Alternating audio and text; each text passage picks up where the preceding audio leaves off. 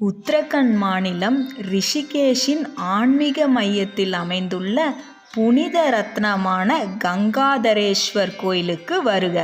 இமயமலை மற்றும் புனித கங்கையின் அமைதியான அழகால் சூழப்பட்ட கங்காதரேஸ்வர் கோயில் வழிபாட்டு தலத்தை விட அதிகம்.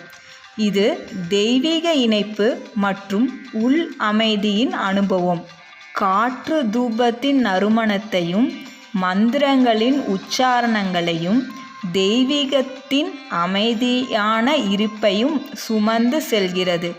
பக்தர்கள் பிரார்த்தனை செய்யவும் தியானிக்கவும் இங்க புனித இடத்திலிருந்து வெளிப்படும் ஆன்மீக சக்தியை உணரவும் கூடுகிறார்கள்.